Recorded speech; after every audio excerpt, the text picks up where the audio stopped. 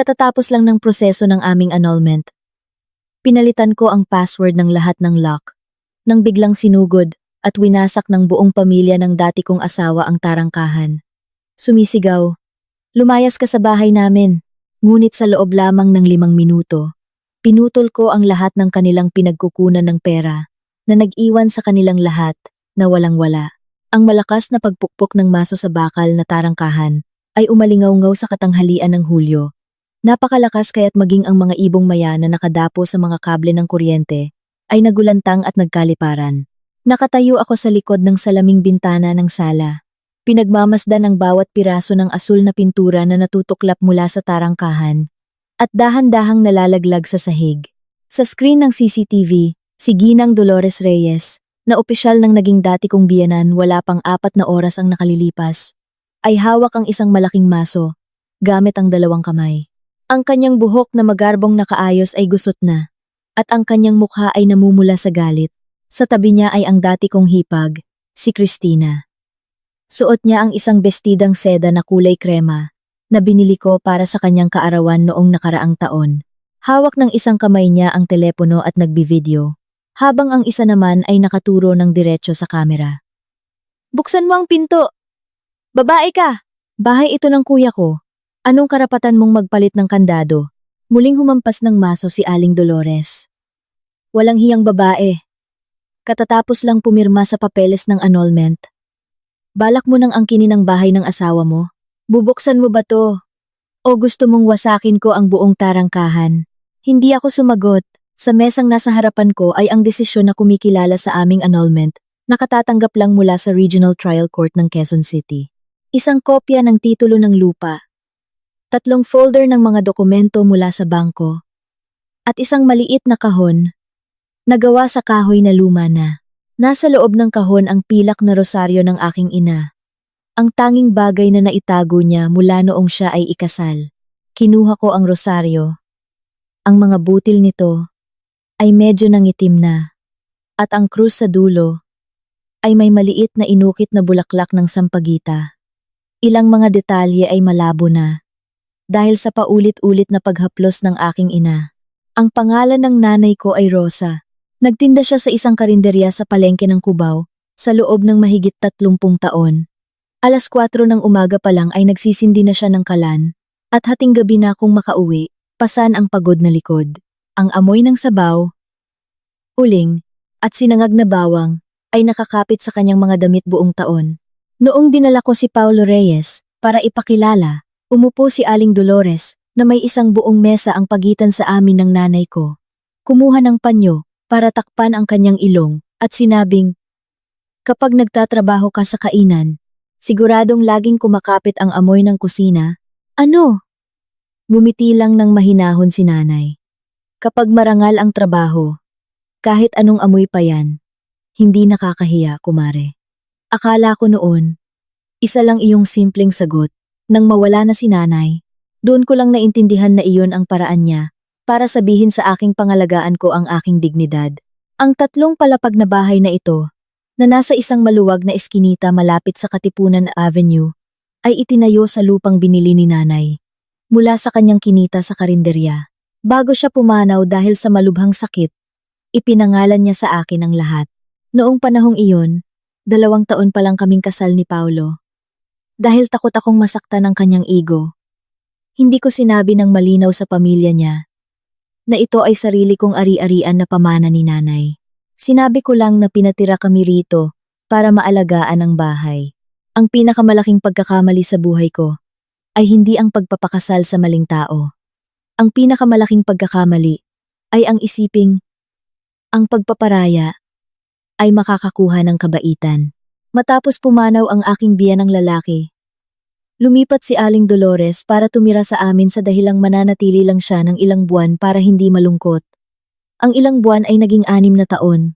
Inokupa niya ang pinakamalaking kwarto, sa 2 palapag. Pinalitan ang lahat ng kurtina ayon sa gusto niya. Naglagay ng sarili nilang altar ng pamilya Reyes sa gitna ng sala. At walang hiyang ipinakilala sa mga kapitbahay. Ang bahay na ito ay binili ng anak kong lalaki. Mapalad lang ang manugang ko na makitira. Madalas ding dumating si Cristina, para manatili. Nagdadala siya ng mga kaibigan para mag-party. Kinukuha ang sasakyan ko nang hindi nagpapaalam. At ginamit pa ang address ng bahay para irehistro ang kanyang online cosmetics shop. Alam ni Paulo ang lahat. Ngunit sa tuwing kakausapin ko siya, sinasabi niya, "Matanda na si Mama. Ano bang mawawala sa'yo? Kung magpaparaya ka ng kaunti." Nagparaya ako sa loob ng 6 na taon.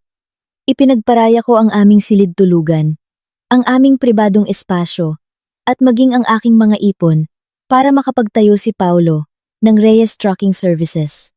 Ako ang pumirma bilang gwarantor sa isang utang na 4 na lamang milyong piso para tulungan siyang makabili ng 3 truck.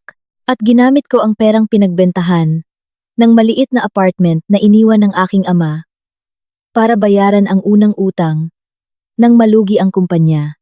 Bilang kapalit, 3 buwan na ang nakalipas, natuklasan kong si Paulo ay may isang condominium unit sa BGC na nakapangalan sa kanyang chief accountant na si Katrina. Sa kanyang telepono, mayroon pang plano na ibenta ang bahay ng aking ina para bayaran ang mga utang ng kumpanya at pagkatapos ay patirahin si Aling Dolores sa condominium na iyon. Ang mensaheng pinakanagpayanig sa akin ay hindi ang kanilang mga usapang pag-ibig. Ito ang text ni Paulo kay Katrina. Yung bahay sa Quezon City, nakapangalan kay Annalyn, pero malambot ang puso noon. Kailangan lang siyang pilitin ni Mama at Christina. Pipirma din yon. Kapag tapos na, bibigyan ko siya ng ilang milyon tapos aayusin na natin ang annulment. Ilang milyon. Balak niyang gamitin ang ilang milyon para bilhin ang bahay na katumbas ng 30 taon ng pagpupuyat at maagang paggising ng aking ina. Para bilhin ang mga alaala ng aking pamilya. Para bilhin ang katahimikan ng isang asawang nag-alay ng 10 taon para sa kanya. Hindi ako gumawa ng iskandalo. Tahimik kong kinopya ang mga mensahe. Sinuri ang mga record ng kumpanya. Ikinumpara ang mga pautang. At humanap ng abogado. Habang mas marami akong sinusuri, mas napagtanto kong hindi lang ako niloko ni Paulo. Ginamit niya ang peking pirma ko para gumawa ng isang kontrata ng garantiya para sa isang utang na 12 milyong piso sa isang kumpanya ng pananalapi. Ang mas malala pa, 2 sa mga truck na nakapangalan sa kumpanya ay matagal nang naibenta. Ngunit nakalista pa rin bilang kolateral sa ibang transaksyon. Kung magtagumpay ang kanyang plano, kukunin ni Paulo ang lahat ng pera at iiwan sa akin ang isang utang na sapat na para ibaon ako habang buhay. Kani-kanina lang sa korte. Lumabas na ang pinal na desisyon ng judge para sa annulment namin. Nagpanggap pa siyang mapagbigay. Manatili ka muna sa bahay. Kapag naayos ko na ang mga problema sa kumpanya, mag-uusap tayo para sa tamang hatian. Tiningnan ko ang lalaking 10 taon kong nakasama sa iisang bubong at bigla kong nakita ang mukha niya na estranghero at nakakatakot. Hindi na kailangang mag-usap pa. Simula ngayon, kung ano ang sayo ay sayo, kung ano ang sa akin ay sa akin. Tumawa si Paulo. Iniisip na nagtatampo lang ako. Hindi niya alam na bago pa ako pumunta sa korte. Natapos ko na ang mga papeles para sa formal na demand to vacate mula sa barangay laban kina Aling Dolores at Christina. Nagpadala ng abiso. Nakunin nila ang lahat ng kanilang mga gamit na nakaimpake sa isang bodega. At kasabay nito ay pinalitan ang mga kandado ng tarangkahan, pinto, at password ng CCTV. Lalong hindi niya alam na eksaktong 2:00 ng hapon ngayong araw, ang formal na reklamo ng pamemeke ng pirma kasama ang lahat ng ebidensya ay ipapadala sa mga awtoridad. Isang nakakabinging ingay ang nagpabalik sa akin sa kasalukuyan. Ang kandado sa labas ng tarangkahan ay nabaluktot na dahil sa mga hampas. Sumigaw si Christina. "Malapit na, Ma!" Humihingal si Aling Dolores. Ngunit kitang-kita sa kanyang mga mata ang tagumpay. "Wasakin mo yan para sa akin. Kapag nakapasok ako, itatapon ko lahat ng gamit ng babaeng yan sa kalsada." Akala niya porket may papel siya ng annulment, kaya na niya tayong ganituhin. Tumingin ako sa orasan. 2:55 p.m. 5 minuto na lang. Kinuha ko ang telepono at tinawagan ang barangay kapitan. Pagkatapos ay ang istasyon ng pulis. Ang pangatlong tawag ay kay attorney Jose Cruz. Kumpirmado na ni Miss Reyes mula sa bangko Na-freeze na ang mga transaksyon sa account ng Reyes Trucking Services. Natanggap na rin ang emergency petition. At yung 7-seater na sasakyan ay kasalukuyang hawak sa LTO. Ginamit ni Mr.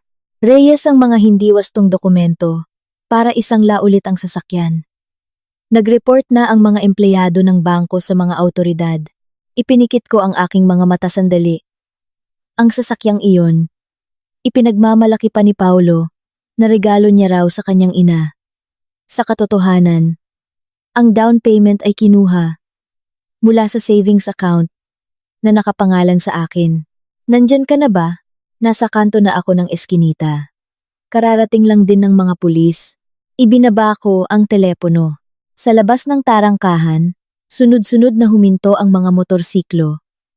Ngunit sina Aling Dolores at Cristina ay masyadong abala sa pagsira sa pinto, kaya't hindi nila napansin.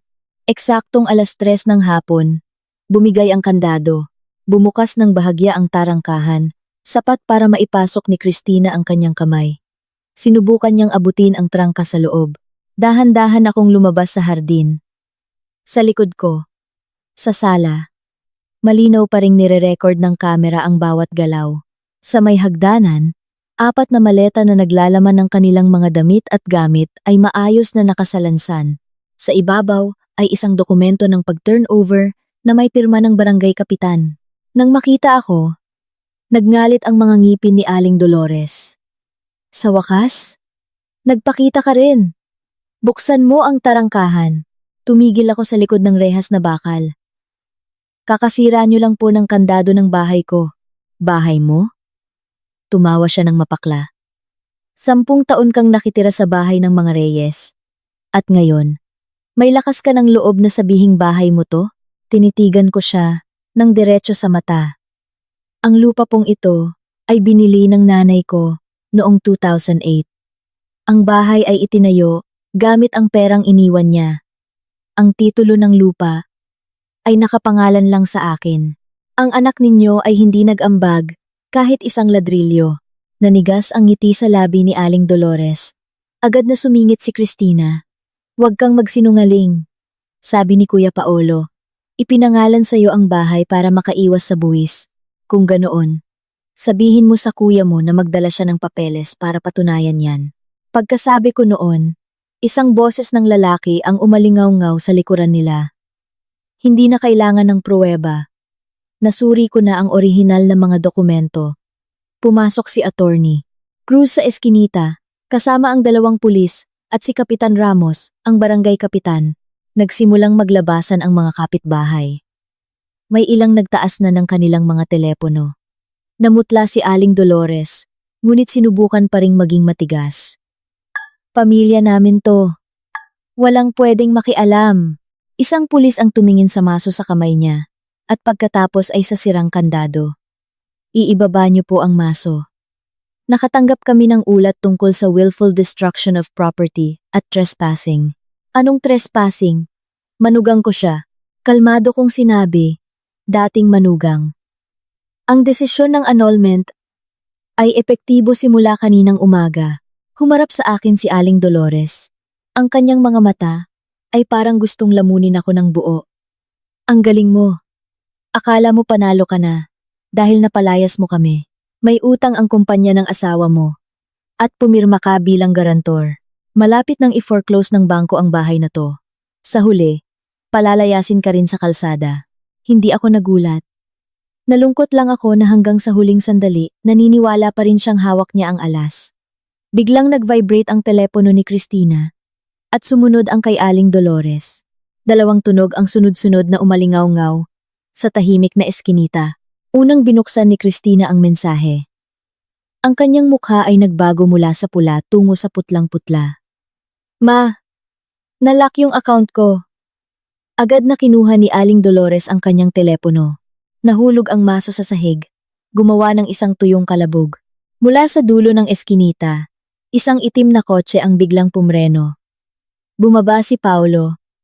Gusot ang damit at puno ng pawis ang mukha. Tumakbo siya palapit at natigilan nang makita si Attorney Cruz. Annalyn, anong ginawa mo sa kumpanya ko? Tiningnan ko ang dati kong asawa at dahan-dahang kinuha mula sa folder ang isang kopya ng kontrata na may peking pirma ko. Wala pa akong ginagawa sa kumpanya mo. Itinaas ko ang papel para makita niya ng malinaw. Binabalik ko lang ang utang sa taong gumawa nito. Tiningnan ni Paulo ang pirma sa huling pahina. Nanginginig ang mga labi. Ngunit ang tunay na nagpatakot sa kanya ay ang selyadong sobre na hawak ni Attorney Cruz. Dahil sa loob ng sobreng iyon, hindi lang ebidensya ng 12 milyong pisong utang ang naroon. Naglalaman din ito ng isang kopya ng birth certificate ng isang 3 taong gulang na bata na may apelyidong Reyes, kasama ang mga resibo ng regular na money transfer mula sa account ng biyenan ko papunta sa babaeng nagngangalang Katrina sa loob ng 3 taon. At nang makita niya ang sulok ng papel na lumabas, biglang napaluhod si Aling Dolores sa harap ng bahay ko. Napakabilis ng pagluhod ni Aling Dolores, kaya't hindi siya nasalo ni Cristina. Lumagapak ang kanyang mga tuhod sa semento, at ang kanyang mga mata ay nakatitig sa gilid ng birth certificate na nakausli mula sa sobre, na para bang nakakita ng isang bagay na dapat ay nakabaon na magpakailanman. Natigilan din si Paulo. Annalyn, saan mo nakuha yan? Paos ang kanyang boses. Wala na ang kayabangan ng ilang minuto lang ang nakalipas. Hindi ako sumagot agad. Tiningnan ko si Aling Dolores na mahigpit na nakakapit sa kanyang damit. Nanginginig ang mga daliri kaya't nagkakaingay ang kanyang mga gintong singsing. Nakikilala ninyo ang papel na ito, hindi po ba? Tumingala siya. Kumikibot ang mga labi. Hindi ko alam ang sinasabi mo. Hindi alam? Inilabas ko ng buo ang kopya ng birth certificate mula sa sobre at itinaas ito sa harap niya. Ang pangalan ng ina ay Katrina de Guzman. Ang pangalan ng ama ay Blanco. Ngunit sa record ng ospital, malinaw na nakasulat na ang nagbayad ng lahat ng gastusin ay si Paulo Reyes. Sa likod ng papel, mayroon pang kopya ng resulta ng DNA test na ginawa mahigit 1 buwan na ang nakalipas. Ang tsansa ng pagiging mag-ama ay 99.99%. Nang makita ni Cristina ang numero, napaatras siya, tinakpan ang bibig. Kuya Paulo, anak mo ba talaga ang batang ito? Sumigaw si Paulo. Manahimik ka! Ngunit ang kanyang sigaw ay wala ng bigat. Para itong pagpupumiglas ng isang taong nalulunod sa putik, ngunit nagpapanggap pa ring nakatayo sa pampang. Tiningnan ko siya. 3 taon na ang nakalipas. Noong nasa ospital ako dahil nakunan, sinabi mong kailangan mong pumunta sa Cebu para pumirma ng kontrata. Ang totoo, nasa Maynila ka.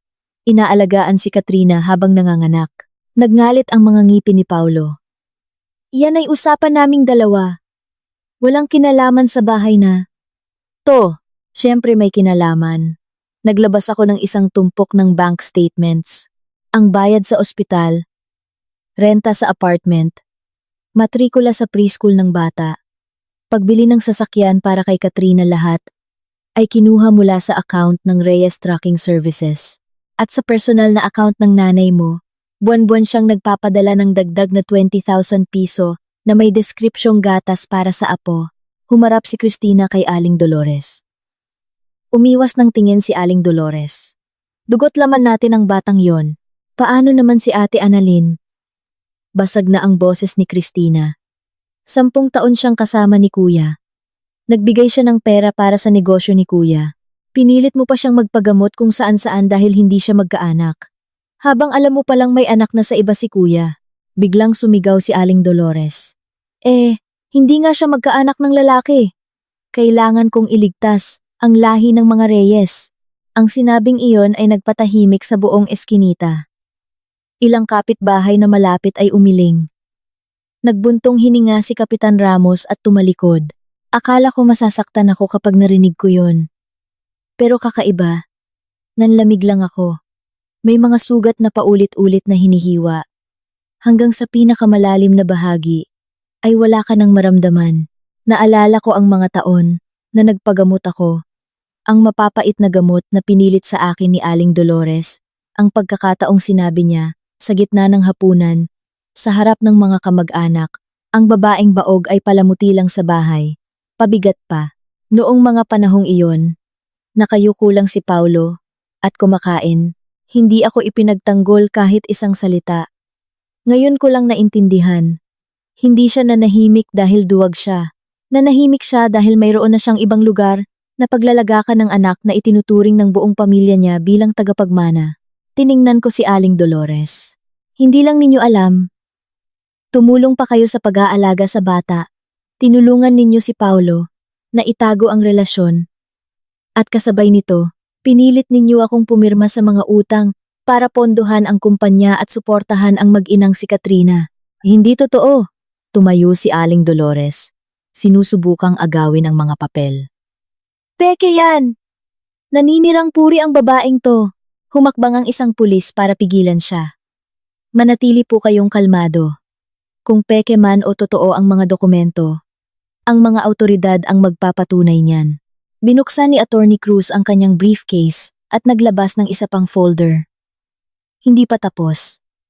Mayroon kaming kopya ng voice recording ng pag-uusap ni Ginang Dolores, Mr. Reyes, at Miss Katrina noong gabi ng ika-12 ng nakaraang buwan. Dito, pinag-usapan nilang tatlo kung paano pipilitin si Miss Annalyn na pumirma sa pagbebenta ng bahay para makakuha ng 6 na milyong piso para bayaran ang utang at pagkatapos ay ililipat ang natitirang pera sa isang account na nakapangalan sa iba. Sumugod si Paulo. Huwag mong i-play yan. Agad siyang pinigilan ng 2 pulis. Tumingin lang sa akin si Attorney Cruz. Tumango ako. Pinindot niya ang play button. Amahala ama. Malinaw na umalingaw-ngaw ang boses ni Aling Dolores mula sa recorder. Malambot ang puso ni Annalyn. Sabihin niyo lang na malapit ng malugi ang kumpanya. Pipirma yan. Kung ayaw, takutin niyo sa guarantor agreement. Takot yang magkautang. Siguradong ibebenta niya ang bahay. Sumunod ang boses ni Paulo. Pagkatapos maibenta, bigyan natin siya ng 500,000. Sabihin mo sa kanya, Ma, umuwi na lang siya sa probinsya. Ang kondo sa BGC ay para kay Katrina. At sa bata, bahagyang tumawa ang boses ni Katrina. Paano kung madiskubre niya ang tungkol sa bata? Agad na sumagot si Aling Dolores. Kung madiskubre, di mag-annulment. Basta't magkaanak ka lang ng lalaki para sa pamilyang ito. Siya, may bahay nga pero walang anak. Para saan pa? Nagtapos ang recording. Nakatayo si Aling Dolores na parang rebulto, putlang-putla ang mukha. Tiningnan ni Cristina ang kanyang ina at kapatid. Kitang-kita ang pagkagulat. Paano naman ang cosmetics shop ko? Yung perang sinabi mong ininvest mo para sa akin, kinuha rin ba sa kumpanya? Sumigaw si Paulo. Hindi ito ang oras para itanong. Yan, sagutin mo ako. Hinawakan ni Cristina ang manggas niya. Ang 300,000 na binigay mo sa akin para buksan ang shop, galing ba sa utang na ginamitan ng peking pirma ni Ate Annalyn? Hinablot ni Paulo ang kanyang braso. Napasuray si Cristina, na parang sinampal. Tiningnan ko siya. Naging bastos si Cristina. Tinuring akong parang katulong. Pero sa sandaling ito, nakita ko sa kanyang mga mata ang tunay na pagkasindak. Marahil, ngayon lang niya naintindihan na hindi lang siya nakinabang, kundi maaari rin siyang maging kasabwat sa isang seryosong krimen. Dahan-dahang nagsalita si Attorney Cruz. Kung si Miss Cristina ay tumanggap ng pera mula sa isang iligal na pautang, nang hindi niya alam, may karapatan siyang magbigay ng ebidensya para patunayan ito. Ngunit kung alam niya ang pinagmulan ng pera at nakilahok pa rin sa pagtatago ng ari-arian, iba na ang magiging responsibilidad niya. Agad na binitawan ni Cristina ang braso ng kanyang kapatid. Wala akong alam, tiningnan siya ni Paulo ng masama. Cristina, huwag kang magsalita ng kung ano-ano. Ayokong makulong dahil sa'yo. Ang mga salitang iyon ay parang isang kutsilyong pumutol sa huling ugnayan sa pagitan nila. Sumugod si Aling Dolores at sinampal si Cristina. Kapatid mo siya, tapos iiwan mo siya sa gitna ng problema? Niyakap ni Cristina ang kanyang mukha at humagulgol. Kayo ang naglihim sa akin, Ma. Alam niyo lahat pero hinayaan niyo pa ring ipangalan sa akin ang shop. Ipangalan sa akin ang utang para sa mga produkto. Balak niyo ba akong isama sa pagbagsak? Susuntukin pa sana ulit ni Aling Dolores si Cristina nang pigilan siya ng pulis. Sa sandaling iyon, tumunog ang telepono ni Paulo. Tiningnan niya ang screen at agad na nagbago ang kanyang mukha. Ang tumatawag ay si Katrina. Nag-atubili si Paulo na sagutin. Ngunit pagkatapos patayin, tumunog ulit ito. Sinabi ko, sagutin mo. Baka hinihintay ka na niya para dalhin ang pera. Tiningnan ako ni Paulo ng may matinding galit. Pagkatapos ay pinindot ang sagot at inilagay sa loudspeaker dahil hawak ang kanyang mga kamay. Mabilis na nagsalita si Katrina. Paulo! Tumawag ang bangko. Pansamantalang na-freeze ang kondo. Nandito rin sa lobby ang mga tao mula sa finance company. Sabi mo mabebenta ang bahay sa Quezon City ngayon. Nasaan ang pera? Nagkagatlabi si Paulo. Saan? Nakalak na rin ang mga card ko. At saka, may isang babaeng kararating lang. Sabi niya, siya raw ang tunay na ina ng bata. Biglang tumahimik ang paligid. Maging si Paulo ay natulala. Anong sabi mo? Sa kabilang linya, may maririnig na iyak ng bata at boses ng isang babaeng nakikipagtalo. Pabulong na sinabi ni Katrina. May dala siyang mga dokumento mula sa ospital. Sabi niya, hindi ako ang nagsilang sa bata. Paolo, pumunta ka rito. Bilis. Hindi ito ang sinabi mo sa akin. Biglang naputol ang tawag. Tiningnan ko si Paulo. Sa unang pagkakataon mula nang magsimula ang lahat, hindi lang takot ang nasa mukha niya, kundi matinding pagkasindak. Nautal si Aling Dolores. Imposible. Tumanggap na ng pera ang babaeng yon. Hinigpitan ko ang hawak sa rosaryo sa aking palad. Mukhang ang sikreto tungkol sa bata ay hindi pa ang huling layer. At sa sinabi ni Aling Dolores, alam kong may tinatago pa siyang mas malaking kasinungalingan kaysa sa lahat ng naimbestigahan ko. Tiningnan ko ng diretso si Aling Dolores.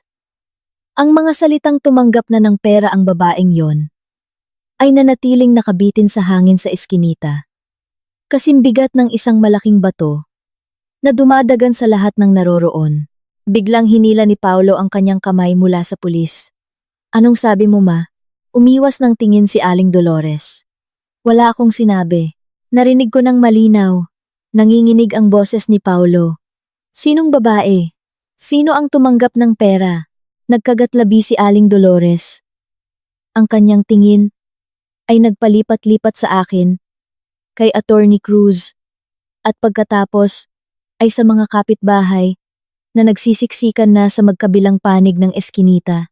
Ang kanyang pananahimik ay hindi na dahil sa pagmamataas, kundi dahil sa takot na mabunyag ang isang sikretong itinago niya sa loob ng maraming taon.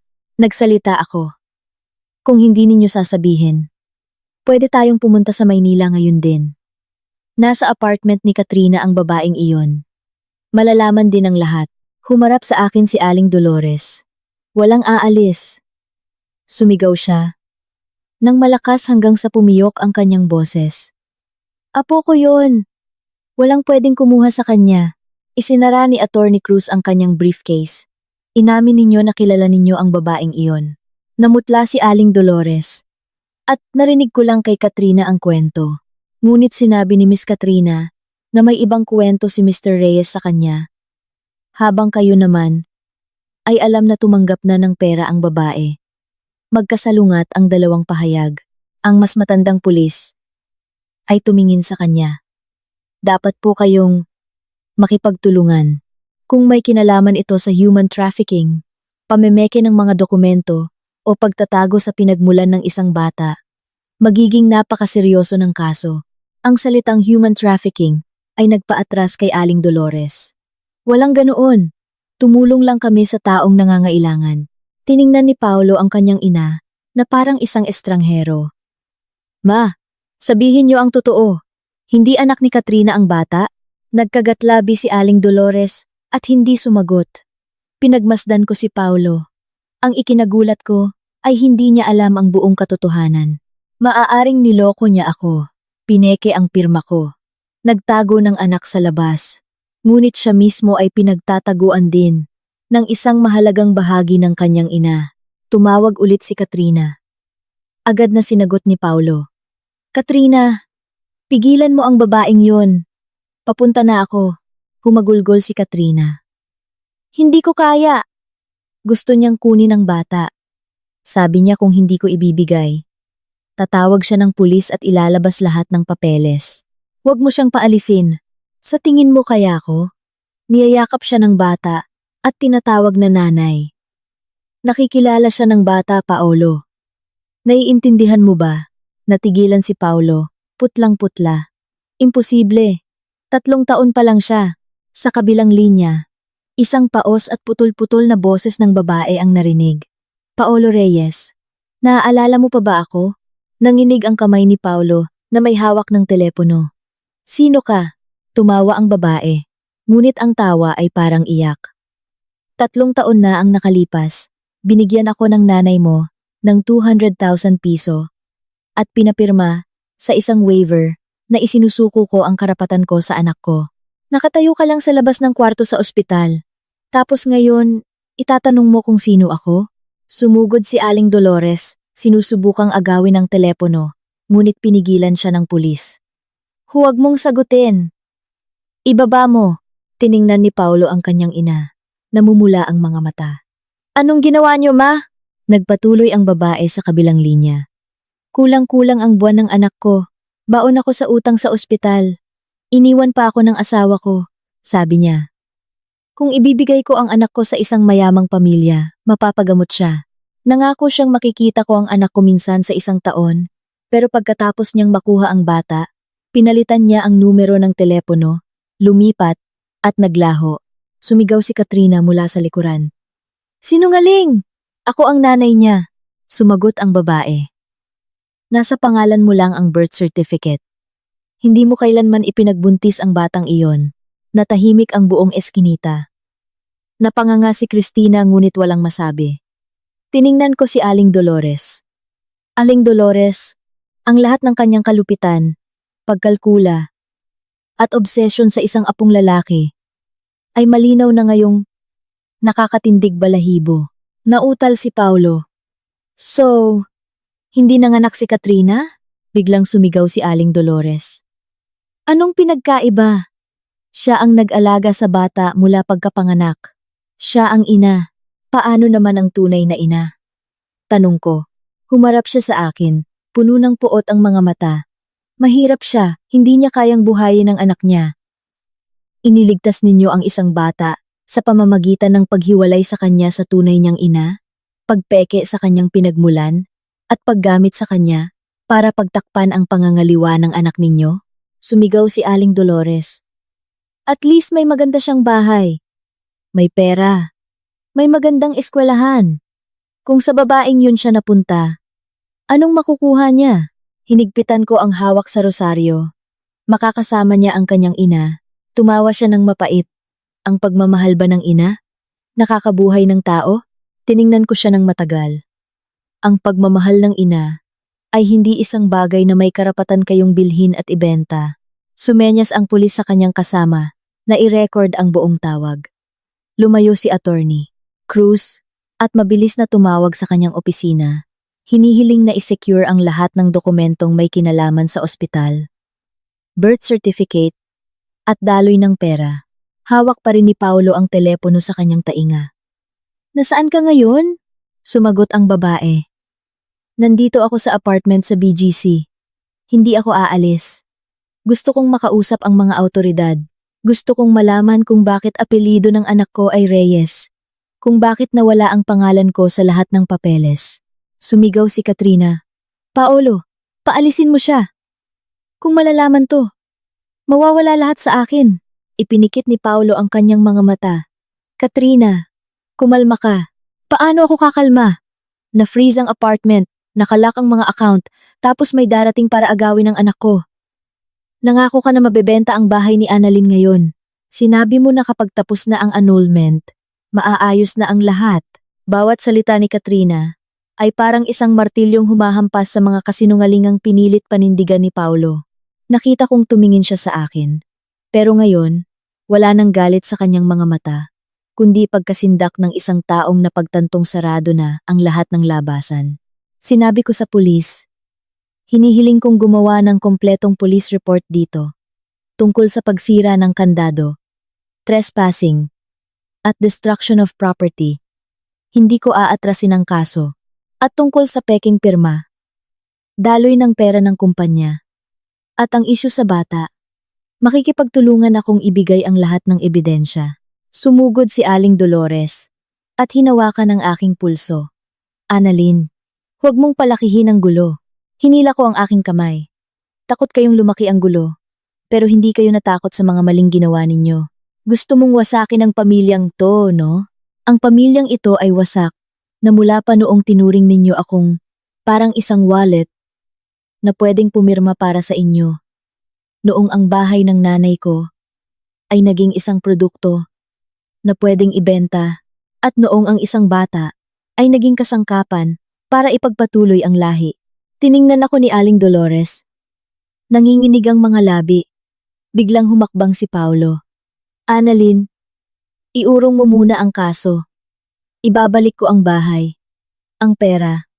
Pipirmahan ko ang kahit anong gusto mo. Huwag mo lang hayaang imbestigahan ng pulis ang tungkol sa bata. Tumawa ako, ngunit walang saya sa aking mga mata. Nanahimik si Paulo. Ang katahimikan na iyon ang nagsilbing sagot. Inutusan ng pulis sina Aling Dolores at Cristina na ibigay ang kanilang mga ID para sa investigasyon. Si Paulo ay inanyayahang sumama sa istasyon dahil sa mga hinalang may kinalaman siya sa maraming krimen. Nang paalis na sila, isang motorsiklo ang huminto sa kanto. Isang nasa katanghalang gulang na lalaki na nakasuot ng manipis na kapote ang bumaba, may hawak na malaking folder. Tumingin siya sa paligid at nagtanong, "Sino po dito si Ginang Dolores Reyes?" Nagulat si Aling Dolores. "Ako nga." Kumuha ang lalaki ng isang abiso mula sa folder. "Ako po ang kinatawan ng mga miyembro ng paluwagan sa ating lugar. 3 beses na po kayong hindi naghulog.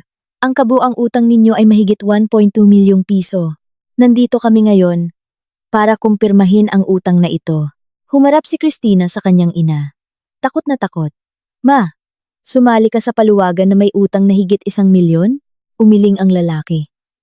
Hindi lang siya sumali. Siya ang banker. Ang nangolekta ng pera mula sa sefenting katao. Napasuray si Aling Dolores. "Babayaran ko. May bahay ako." Tiningnan ko siya. "Wala kang bahay." Kumunot ang noo ng lalaki. Pero ginamit niya ang bahay na ito bilang garantiya gamit ang isang kasulatan. Kinuha ni Attorney Cruz ang papel. Binasa at tumingin sa akin. "Ang pirma ng may-ari sa papel na ito ay nakapangalan din sa'yo." Kinuha ko ito. Sa isang tingin pa lang, alam kong peking pirma na naman. Ngunit ngayon, hindi si Paulo ang pumirma. Ang mga guhit ng letra, nanginginig sa dulo na may malakas na pataas na stroke, ay eksaktong estilo ni Aling Dolores kapag pumipirma siya sa mga resibo ng delivery bawat buwan. Tumingala ako. Hindi lang pala tinulungan ni Aling Dolores ang kanyang anak, naibaon ako sa 12 milyong pisong utang. Tahimik din niyang ginamit ang bahay ng aking ina para magtayo ng isang paluwagan na walang sinuman sa pamilya ang nakakaalam. At nang buksan ng lalaki ang folder, nakita ko ang listahan ng 17 taong nag-ambag ng pera. Sa huling linya, may isang pangalan na nagpatigil sa mundo ko. Rosa de la Cruz ang pangalan ng aking ina. Nanigas ako nang makita ko ang pangalan ng aking ina sa huling linya ng listahan ng mga kasapi sa paluwagan. Rosa de la Cruz. Halaga ng ambag, 500,000 piso. Petsa ng pagsali, Abril 18 ng nakaraang taon. Tumingala ako sa lalaking may dalang folder. "Sigurado po ba kayong tunay ang listahang ito?" Tumango siya. "Ito ang orihinal. Bawat miyembro ay may pirma o thumb mark. Sa kaso ni Ginang Rosa, ang pumirma para sa kanya ay si Ginang Dolores." Sabi niya. Abala raw si Ginang Rosa sa pagtitinda, nanlamig ang buo kong katawan. Ang nanay ko ay hindi kailanman sumali sa paluwagan. Kumunot ang noo ng lalaki. "Noon," sabi ni Ginang Dolores, "magbalae sila at sabay na nag-i-invest para kumita at makabili ng lupa. Dahil daw masakit ang kamay ni Ginang Rosa, Pinakiusapan siyang pumirma para sa kanya. Hinigpitan ko ang hawak sa mga papel. Mahigit 3 taon nang pumanaw ang nanay ko. 4 na taon na ang nakalipas. Malakas pa siya. At siya mismo ang nagsusulat sa kanyang talaan ng mga benta araw-araw.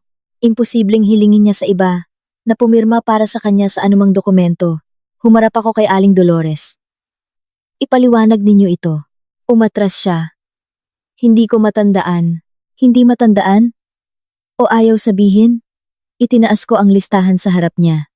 Pineke ninyo ang pirma ko para isangla ang bahay na ito. Ngayon, may isa pang peking pirma ng nanay ko sa kasulatan ng paluwagan na ito. Inagaw ni Paulo ang mga papel mula sa aking kamay. Mabilis niyang binuklat ang bawat pahina. At habang tumatagal, lalong namumutla ang kanyang mukha. Ma, anong ibig sabihin nito? Nakatungo pa rin si Aling Dolores. Hiningi ko lang ang pangalan ng balae ko. Hiningi? Lumakas ang boses ni Paulo. 250,000? Hiningi lang ang tawag mo doon? Balak ko sanang kunin agad ang pot. At bayaran ka agad. Saan galing ang pera? Hindi sumagot si Aling Dolores. Tiningnan din siya ni Cristina na parang estranghero. Sabi niyo sa akin, ma, yung pera para sa shop ko galing kay Kuya Paulo. Sabi niyo pa, yung perang pinambili ng ginto galing sa ipon ni Papa. Biglang sumigaw si Aling Dolores. Tama na! Nagulat ang lahat. Ginawa ko ang lahat ng ito para sa pamilyang ito, para sa pangalan ng mga Reyes. Tiningnan ko siya. Ang dangal ay hindi itinatayo sa pamamagitan ng panloloko sa ibang tao. Kumuha pa ng isang makapal na kuwaderno ang kinatawan ng paluwagan. Sa tingin ko, dapat mong makita ito. Binuksan niya ito sa isang lumang pahina. Ito ang talaan ng pagtanggap ng pera. Ang unang linya ay malinaw na nagsasabing, natanggap mula kay Ginang Rosa de la Cruz. Halagang 500,000 piso. Sa ibaba ay isang pangit na pirma, isang sulyap pa lang, ay alam kong hindi ito sulat kamay ng nanay ko. Maganda magsulat si nanay. Bilugan, pantay, at malambot ang kanyang mga letra. Ang pirmang ito ay sinubukang gayahin, ngunit nanginginig at putol-putol ang mga huling guhit. Tumingin si Attorney Cruz sa pirma. Peke rin ito. Humarap ako sa kanya. Paano mo nalaman? Tumango siya. Marami na akong nakitang dokumento mo. Ang pirma ng nanay mo, sa deed of donation, ay ibang-iba. Kumunot ang noo ng kinatawan ng paluwagan. Kung ganoon, seryoso na ang kasong ito. Tumingin siya kay Aling Dolores. Gumamit kayo ng mga peking dokumento para makalikom ng pera. Umiling-iling si Aling Dolores. Hindi. Nagro-rotate lang ako ng pondo. Nagro-rotate gamit ang pera ng 17 katao at nagngalit ang kanyang mga ngipin. Mahigit 200,000 piso, hindi ilang libo lang. Lalong bumigat ang hangin sa eskinita. Nagsimulang magbulungan ang mga kapitbahay. Hindi ko akalain na ganyan pala siya. Akala ko away lang sa manugang. May paluwagan scam pa pala. Kawawa naman si Annalyn. Hindi ko pinansin ang mga bulungan. Isa lang ang tanong sa isip ko. Saan napunta ang pera?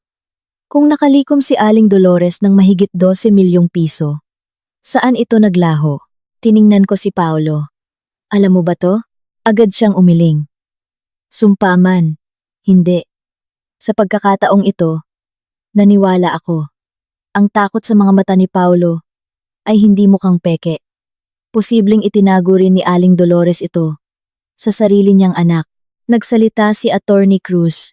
Ginang Dolores, mas mabuting sabihin ninyo kung nasaan ang pera bago pa pumasok ang mga investigador. Napaupo siya sa hagdanan. Nanginginig ang mga balikat. Nag-invest ako. Saan? Sa lupa. Saan? Sa Vite. Nasaan ang mga papeles? Nanahimik siya. Ngumiti ng mapakla ang kinatawan ng paluwagan. Nawala na naman. Tama? Yumuko si Aling Dolores. Naloko ako. Pagkasabi niya noon, parang nabaliw si Paulo. Naloko? Magkano? Magkano? Mahigit 9,000,000. Napasuray si Paulo at muntik ng matumba. Hindi ko alam na manloloko sila. Sino ang binigyan mo ng lahat ng pera? Niyakap ni Aling Dolores ang kanyang ulo. Isang lalaking nagngangalang Richard. Nang marinig ang pangalang iyon, biglang natigilan si Attorney Cruz. Humarap siya sa akin. Annalyn, naaalala mo ba si Richard? Kumunot ang noo ko. Richard? Pagkatapos ng ilang segundo, bumalik ang alaala. Si Richard ay dating kasosyo sa negosyo ni Paulo. 3 taon na ang nakalipas. Madalas siyang pumunta sa bahay. Pagkatapos ay bigla na lang nawala. Sinabi ni Paulo na lumipat si Richard sa Australia. Dahan-dahang nagsalita si Attorney Cruz. Hindi lumabas ng bansa si Richard. Kilala mo siya? Nakita ko na siya. Kumuha siya ng isang larawan mula sa kanyang telepono at ipinakita sa akin. Nasa larawan ng isang lalaking nakaputing polo na nakatayo sa harap ng isang mansyon. Nakilala ko agad si Richard nga, ngunit ang ikinagulat ko ay ang babaeng katabi niya si Katrina. Magkaakbay sila at mukhang napakalapit sa isa't isa. Ang larawan ay kinunan, mahigit 1 buwan lang ang nakalipas. Tiningnan ko si Paulo. Natigilan din siya. Imposible, sinabi ni Attorney Cruz. Ang larawang ito ay aksidenteng nakunan ng isang kliyente ko. Habang may transaksyon sa real estate, nagbulong si Paulo. Magkakilala si Richard at si Katrina. Bigla kong naalala. 3 taon na ang nakalipas. Si Richard ang nagpakilala kay Katrina sa Reyes Trucking Services. Si Richard din ang paulit-ulit na nag-udyok kay Paolo na palawakin ang negosyo gamit ang mga utang. Ang mga hiwa-hiwalay na piraso ay nagsimulang magkabit-kabit. Isang nakakakilabot na ideya ang pumasok sa isip ko. Posible kayang. Humarap ako kay Paulo. Sigurado ka bang ikaw ang kumokontrol sa lahat ng nangyayari? Tiningnan niya ako ng tuliro. Anong ibig mong sabihin? O baka isa ka lang ding piyesa sa laro? Nanahimik si Paulo. Nagpatuloy si Attorney Cruz. Nag-imbestiga ako ng kaunti pagkatapos mong humingi ng tulong para sa annulment. Naglabas siya ng isa pang folder. Ang 3 malalaking utang ng Reyes Trucking Services ay pinirmahan lahat pagkatapos lumitaw ni Richard. Lahat ng kontrata sa pagbili ng truck ay inirekomenda rin niya. Higit sa lahat, ang 12 milyong pisong utang na may peking pirma mo, Annalyn, ay na-release sa isang middleman account bago ilipat sa ibang kumpanya. Ang kumpanyang iyon ay nakapangalan kay at huminto siya ng ilang segundo. Katrina de Guzman. Namuti ang mukha ni Paulo. Hindi. Paulit-ulit siyang umiling. Imposible. Mahal ako ni Katrina. Binigyan niya ako ng anak. Hindi niya ako lolokohin. Kalmadong naglagay si Attorney Cruz ng isa pang bank statement sa harap niya. Sa loob ng 2 taon, ang personal na account ni Miss Katrina ay naglipat ng kabuuang mahigit 6 na milyong piso sa account ni Richard. Lahat ng ito ay pagkatapos niyang makatanggap ng pera mula sa Reyes Trucking Services. Napaupo si Paulo, niyakap ang kanyang ulo. Sa unang pagkakataon, nakita kong ganap na gumuho ang lalaking minsang minaliit ako. Kung lahat ng ebidensya ay totoo, ang babaeng ipinagtanggol niya laban sa akin ay siya ring kasabwat ni Richard sa pag-ubos ng pera ng kanyang kumpanya. Sa sandaling iyon, tumunog ang telepono ni Attorney Cruz. Sinagot niya ito nang wala pang 30 segundo at nagbago ang kanyang ekspresyon. Sige, naiintindihan ko. Ibinaba niya ang tawag. Anong nangyari? Tanong ko. Tiningnan niya ako. At pagkatapos, ay si Paolo. Kasalukuyang nire-raid ng mga awtoridad ang opisina ng Reyes Trucking Services. Sa safe ng direktor, walang nakitang pera. Ngunit natagpuan nila ang isang kontrata ng paglilipat ng shares na pinirmahan eksaktong 6 na araw na ang nakalipas. Biglang tumingala si Paulo. Kanino inilipat? Tinitigan siya ni Attorney Cruz. Ang tumanggap ng lahat ng iyong 65% na shares ay si Katrina de Guzman. Ang mas nakakagulat pa, naglabas siya ng isang photocopy mula sa kanyang folder. Nasa kontrata ang thumbmark mo. Kinuha ito ni Paulo. Nanlaki ang kanyang mga mata. Hindi ko to pinirmahan. Mahinang sumagot si Attorney Cruz. Maaaring hindi ka pumirma. Pero may isang taong nagpaniwala sa'yo na hindi ka kailanman naloko. Tiningnan ko ang tulalang mukha ni Paulo. 10 taon ng pagsasama. Maraming beses kong tinanong sa sarili ko kung bakit ang isang lalaking dating mabait ay nagbago ng ganoon. Ngayon ko lang napagtanto. Totoo ang kasakiman. Totoo ang pagtataksil. Ngunit sa likod ng lahat, tila may isang kamay na tahimik na kumokontrol. Ginagawang mga piyesa ang buong pamilyang ito para makamkam ang isang malaking halaga. At ang taong iyon ay maaaring si Richard. O isang taong mas mapanganib pa kaysa kay Richard. Hawak-hawak ni Paulo ang photocopy ng kontrata ng paglilipat ng shares. Nanginginig ang kanyang mga kamay kaya't gumagawa ng tuyong kaluskos ang papel. Nakatitig ang kanyang mga mata sa thumb mark sa dulo ng pahina, na parang naghahanap ng butas para itanggi ang lahat. Ngunit habang tumatagal, lalong bumibigat ang kanyang paghinga. Dahil ang lalaking inakala niyang siya ang pinakatuso sa lahat. Sa huli, ay natuklasang isa lang din siyang piyesa sa isang larong matagal ng binuo. Tumingala siya kay Attorney Cruz. Hindi ko to pinirmahan. Kalmadong sumagot si Attorney Cruz. Maraming paraan para mag-iwan ng thumb mark sa isang papel nang hindi mo alam kung ano ang pinipirmahan mo. Subukan mong alalahanin. Kamakailan lang. Madalas kang uminom kasama si Richard at si Miss Katrina. Natigilan si Paulo. Nakita kong nagsimulang maglibot ang kanyang mga mata. Na para bang hinahalungkat ang bawat piraso ng alaalang nakalimutan na. Bigla siyang nagbulong. Noong pumirma kami sa kontrata para sa mga truck, walang nagsalita. Nagpatuloy siya. Noong araw na yon, sabi ni Richard, magdiwang daw kami dahil may bago kaming partner. Lasing na lasing ako. Pagkatapos, naglabas siya ng isang tumpok ng papel.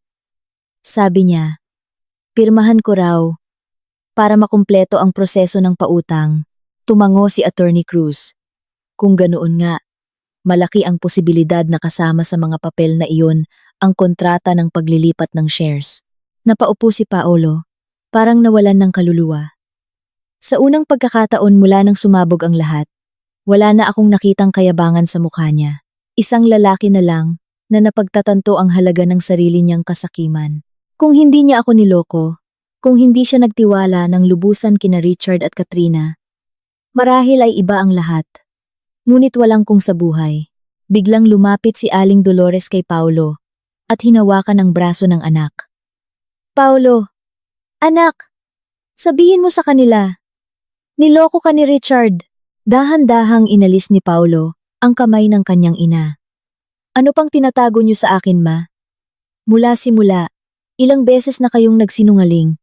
Alam ninyong hindi anak ni Katrina ang bata. Alam ninyong kumukuha ng pera si Richard.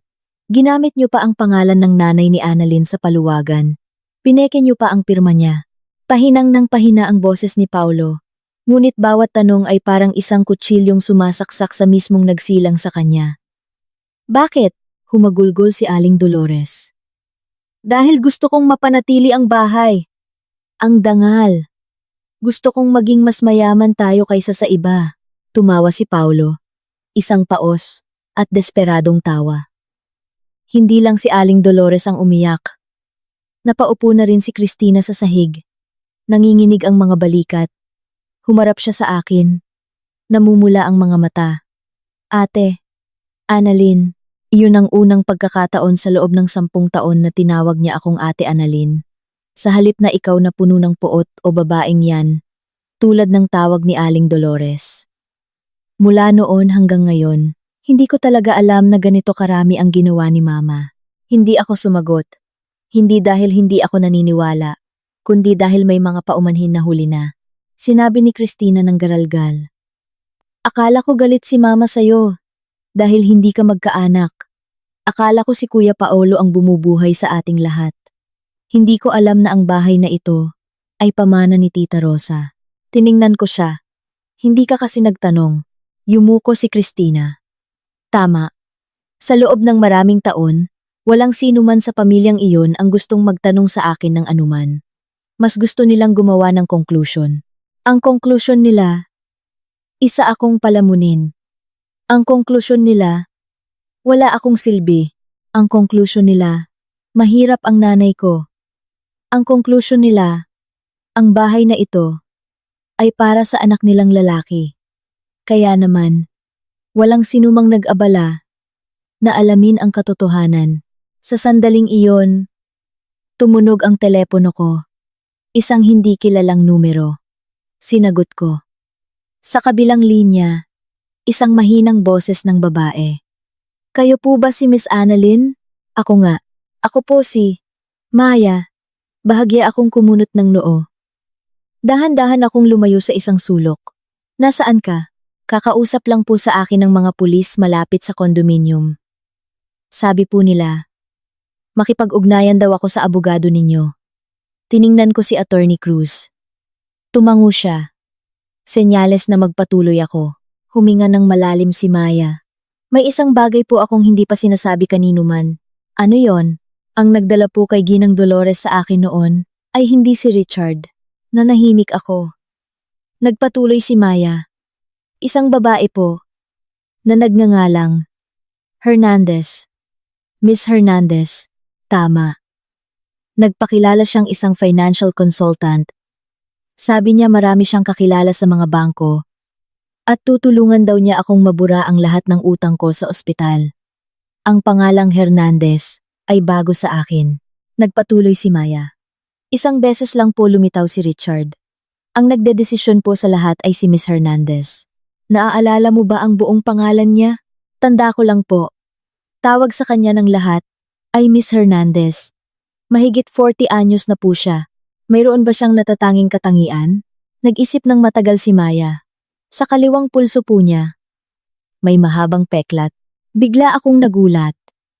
Isang lumang imahe ang lumitaw sa isip ko. Noong bagong tatag pa lang ang kumpanya ni Paulo, may isang babaeng ilang beses na pumunta sa opisina. Lagi siyang nakasuot ng madilim na business suit, bihira magsalita. Ngunit sa tuwing lilitaw siya, magalang na magalang sina Richard at Paulo. Minsan, habang inaabot niya ang isang folder kay Paulo, nakita ko ang isang peklat na tumatakbo sa kanyang kaliwang pulso. Hindi ko kailanman tinanong ang pangalan niya. Narinig ko lang na tinawag siya ni Paulo ng isang beses. Miss Hernandez. Dahan-dahan akong humarap kay Paulo. Naaalala mo ba si Miss Hernandez? Tumingala si Paulo. Nang marinig ang pangalan, nanlaki ang kanyang mga mata. Paano mo nalaman? May nakabanggit lang. Paos na nagsalita si Paulo. Hindi nagtatrabaho si Miss Hernandez para kay Richard. Kanino? Umiling siya. Hindi ko alam.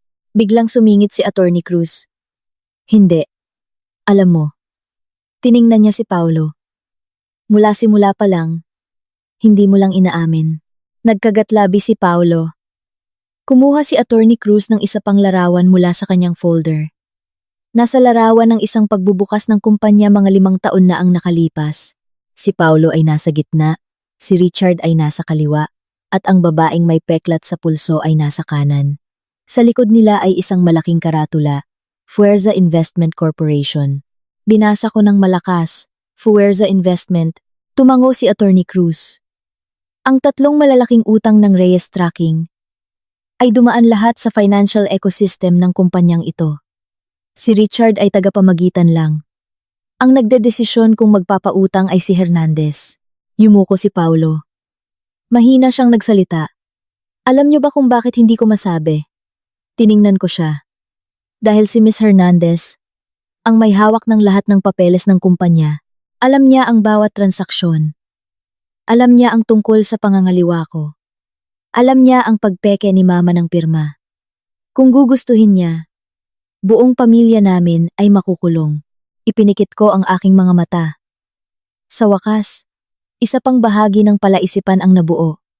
Hindi inosente ang pamilya ni Paulo. Nagtanim sila, kaya dapat silang umani. Ngunit sa likod ng kanilang kasakiman, may isa pang kamay mas malamig, mas kalkulado, at mas mapanganib. Isang taong hindi kailangang direktang magnakaw ng ari-arian. Kailangan lang niyang palakihin ang kasakiman ng iba. At maghintay na sila mismo ang magtulakan sa isa't isa, pababa sa bangin. Sa sandaling iyon, muling tumunog ang telepono ni Attorney Cruz. Wala pang 10 segundo. Nagbago ang kanyang ekspresyon. Naiintindihan ko. Papunta na kami. Ibinaba niya ang tawag at humarap sa akin.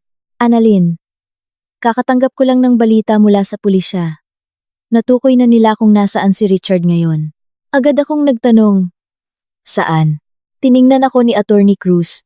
Nang matagal at dahan-dahang sumagot. Hindi sa Maynila. Hindi sa Cavite. Kundi dito mismo sa Quezon City. At ang mas nakakagulat pa. Huminto siya ng ilang segundo. Ang mansyon na tinitirhan ni Richard ay binili gamit ang eksaktong halaga na inilabas mula sa Reyes Trucking Services. Ngunit ang may-ari sa titulo ay may pangalan na siguradong hindi mo inaasahan. Tiningnan ko ng diretso si Attorney Cruz. Ang isang hindi natapos na pangungusap ay sapat na para pigilin ang hininga ng lahat ng naroroon. Maging si Paulo, na tila nawalan na ng lakas, ay dahan-dahang tumingala. Alam kong ang pangalang babanggitin ay marahil ang huling piraso na magpapaliwanag kung bakit naging ganito kalala ang lahat. Dahan-dahang sinabi ni Attorney Cruz. Ang may-ari ng mansyon ay si Ginang Corazon Hernandez. Bahagya akong kumunot ng noo. Hindi pamilyar ang pangalang iyan. Tama, tumango siya. Ngunit sa mga record ng DTI ng Fuerza Investment Corporation, hindi si Hernandez ang CEO. Kung ganoon, ano siya? Isa sa mga nagtatag na shareholder. Hindi pa ako nakakapagtanong nang buksan niya ang kanyang telepono at ipakita sa akin ang impormasyon ng kumpanya mula sa National Business Registry. Malinaw na nakasulat, Fuerza Investment Corporation. 3 founding shareholders, Corazon Hernandez, Ricardo Lim, Richard, at Paolo Reyes. Tumingala ako at tiningnan si Paulo. Nakita rin niya ang screen, nanginginig ang mga labi. Hindi ako nag-ambag ng puhunan diyan. Kalmadong nagtanong si Attorney Cruz. Naaalala mo ba noong itinatag ang kumpanya? 5 taon na ang nakalipas. Marami kang pinirmahang papeles na inihanda ni Richard. Niyakap ni Paulo ang kanyang ulo.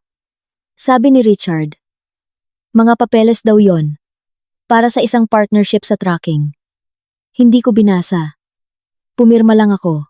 Nanlamig ako. Lumalabas na maraming taon na ang nakalipas. Sinadya man o hindi, pumirma na si Paulo sa mga dokumentong hindi niya lubos na naiintindihan. Ang kasakiman ay nagbulag sa kanya. Ang sobrang tiwala ay ginawa siyang kasangkapan, ngunit hindi nito mabubura ang mga ginawa niya sa akin. Wala na akong galit. Wala na ring awa. Tanging ang pakiramdam na unti-unti nang nagiging malinaw ang lahat matapos ang makapal na hamog. Sa sandaling iyon, nakatanggap ng bagong file si Attorney Cruz sa kanyang telepono. Binuksan niya ito, isang larawan mula sa security camera sa harap ng mansyon. Kakababa lang ni Richard mula sa sasakyan. Ang ikinagulat ng lahat ay hindi si Richard, kundi ang babaeng kasama niya. Hindi si Katrina, hindi rin si Ginang Hernandez, kundi si Tita Lorna. Naunang sumigaw si Christina. Tama, siya si Lorna, pinsan ng nanay ko, na nag-alaga sa akin noong mga buwan na nasa ospital si nanay. Pagkatapos pumanaw ni nanay, lumipat siya sa Mindanao para magturo at halos naputol na ang ugnayan sa aming mga kamag-anak. Hindi ko inasahan na makikita ko siyang muli sa ganitong sitwasyon, lalo na ang bumaba mula sa naramdaman kong kumabog ng malakas ang puso ko. Hindi. Imposible. Si Tita Lorna ang pinakamabait na taong kilala ko. Tiningnan ni Attorney Cruz ang reaksyon ko at mahinang nagsalita. Huwag kang magpadalos-dalos ng conclusion. Nakita lang sa kamera na magkasama sila. Hindi pa natin alam kung ano ang relasyon nila. Huminga ako ng malalim. Tama. Sa oras na ito, hindi ko pwedeng hayaang manaigang emosyon. Natutunan ko sa mga nakalipas na araw na para lumabas ang katotohanan, kailangan ng pasensya. Sa sandaling iyon, isang puting AUV ang pumasok sa eskinita. 2 pulis na nakasibilyan ang bumaba. Lumapit ang isa kay Attorney Cruz. Attorney Cruz? Opo. Ipinakita niya ang kanyang badge at humarap sa akin. Kayo po si Miss Annalyn? Ako nga po. Kasalukuyan din naming sinisiyasat ang opisina ng Fuerza Investment. Sa loob ng isang security vault, may isang folder na nakapangalan sa inyo. Bigla akong natigilan. Nakapangalan sa akin. Opo, ang folder ay hiwalay at selyado. Mukhang matagal nang inihanda. Tumingin ako kay Paulo. Tila wala rin siyang alam. Binuksan ng isang pulis ang kanyang folder at naglabas ng isang brown na sobre na selyado ng pulang wax. Sa ibabaw, isang linya lang ng sulat kamay. Para kay Annalyn. Tiningnan ko ang sulat kamay na iyon. Nanikip ang dibdib ko. Hindi ito sulat ni Paolo. Hindi ni Richard. Hindi ni Ginang Hernandez. Ito ay sulat kamay ng aking ina. Umiling ako. Imposible. Mahigit 3 taon nang pumanaw ang nanay ko. Sumagot ang pulis. Nagulat din kami. Selyado pa po sa loob. Ang folder ay ginawa mahigit 4 na taon na ang nakalipas. Tumingin ako kay Attorney Cruz. Tumango siya. May karapatan kang buksan ito sa harap ng mga investigador. Nanlamig ang aking mga kamay. Maingat kong tinanggal ang selyo. Sa loob, hindi mga papeles ng ari-arian ang laman, kundi isang liham. Naninilaw na ang papel. Nang makita ko ang unang linya, nakilala ko agad ang sulat ni nanay. Anak kong Annalyn. Kung nababasa mo ang liham na ito, marahil ay wala na ako sa tabi mo. Nanlabo ang aking mga mata. Huminga ako ng malalim at nagpatuloy sa pagbabasa. Alam kong masasaktan ka ng husto kapag natuklasan mong may mga taong gustong kunin ang bahay na ito. Ngunit tandaan mo anak, ang bahay ay bagay lang. Ang pinakaaalala ko ay hindi ang bahay, kundi ang puso ng tao. Napahinto ako sa pagbabasa. Tahimik ang lahat. Tanging ang boses ko na lang ang maririnig sa eskinita. Maraming beses kong tinanggihan ang alok na ibenta ang lupa sa isang grupo. Sabi nila, may development plan sa lugar na ito at gusto nilang maunang makabili ng lupa. Hindi ako pumayag dahil dito pumanaw ang tatay mo. Natigilan ako. Isang grupo. Hindi si Paulo, hindi si Aling Dolores. Nagpatuloy ako sa pagbabasa. Isang babaeng nagngangalang Hernandez ang 3 beses na pumunta sa akin. Magalang siya, pero hindi ako mapalagay sa kanyang mga tingin. Pagkatapos ng huli naming pag-uusap, sinabi niya, kung hindi ninyo ibebenta, sa huli, may ibang paraan, para mapilitan kayong ibenta. Tumingala ako kay Attorney Cruz. Nanahimik din siya. Sa liham, nagpatuloy si nanay. Hindi ko alam kung ano ang plano nila. Ang kutob ko lang, ang lupang ito ay mas mahalaga kaysa sa nakikita ng iba. Dito, bigla kong naalala, 3 taon na ang nakalipas. Pagkatapos pumanaw ni nanay, nagsimulang kumalat ang balita na magkakaroon ng bagong kalsada na direktang kokonekta sa pier. Tumataas ang presyo ng lupa buwan-buwan. Marahil, nagsimula na ang lahat noon pa, bago pa ang kasal ko, bago pa lumitaw si Katrina, bago pa si Richard. May huling pahina pa ang liham. Nag-iwan ako ng isang set ng mga dokumento sa iyong tita Lorna. Kung may mangyari man sa hinaharap, hanapin mo siya. Siya lang ang nakakaalam ng katotohanan. Pagkatapos kong basahin, nanigas ang buo kong katawan. Si Tita Lorna, ang taong kasama ni Richard sa kamera. Niloko niya ba si nanay? O tinutupad niya lang ang isang pangakong 4 na taon na niyang itinatago? Sa sandaling iyon, tumunog ang telepono ko. Numero ni Tita Lorna. Tinitigan ko ang screen nang matagal bago ko sinagot. Sa kabilang linya, ang kanyang boses ay malumanay pa rin tulad ng dati, ngunit may halong pagod. Annalyn, pasensya na kung matagal akong nanahimik. Mamayang gabi, huwag kang uuwi sa bahay. Nalaman na ni Richard na binuksan mo ang liham. Simula ngayon, ikaw na ang target nila. Hindi pa ako nakakapagtanong. Naputol ang tawag. Agad ding tumunog ang telepono ni Attorney Cruz. Wala pang 10 segundo, nagbago ang kanyang mukha. Humarap siya sa akin. Annalyn, may pumasok sa bahay mo gamit ang likod na pinto. Ang target nila ay hindi pera, kundi tiningnan niya ang liham. Sa aking kamay. Ang mga dokumentong binanggit ng nanay mo, Hinigpitan ko ang hawak sa liham ni nanay hanggang sa mamuti ang aking mga daliri. Sa loob ng mahigit 3 taon mula nang siya'y pumanaw, inakala kong ang lahat ng trahedya ko ay nagsimula sa kasal ko kay Paulo, sa kasakiman ni Aling Dolores, at sa pagtataksil ni Katrina. Ngunit sa loob lang ng wala pang 1 oras, lahat ay nabaligtad. Lumalabas na sila ay mga piyesa lang sa isang planong sinimulan maraming taon na ang nakalipas. At ang simula ay ang mismong lupang ayaw ibenta ng aking ina. Tiningnan ako ni Attorney Cruz. Kalmado pa rin ang boses, ngunit kitang-kita na ang pagmamadali. Kailangan nating umuwi ngayon din. Agad na tumango ang isang pulis. Papunta na ang technical team sa lugar. Kung nandoon pa ang suspek, malaki ang tsansang mahuli. Akmang hahakbang na ako nang biglang tumawag si Paulo. Annalyn! Lumingon ako. Nakatayo siya roon. Hawak pa rin ang kanyang mga pulso. Ngunit ibang-iba na ang kanyang mga mata. Wala na ang kayabangan. Wala na ang katigasan ng ulo. Sasama ako. Tiningnan ko siya. Para saan? Kung may kinalaman talaga ito kina Richard at Hernandez, kailangan kong harapin. Bahagya akong ngumiti. Kung gusto mong makipagtulungan sa mga awtoridad, kausapin mo sila. Yumuko si Paulo at hindi na nagsalita. Mabilis kaming dinala ng sasakyan ng pulis pabalik sa bahay. Sa buong biyahe, blanko ang isip ko. Naalala ko ang bawat sulok ng hardin, ang bawat halaman na itinanim ni nanay.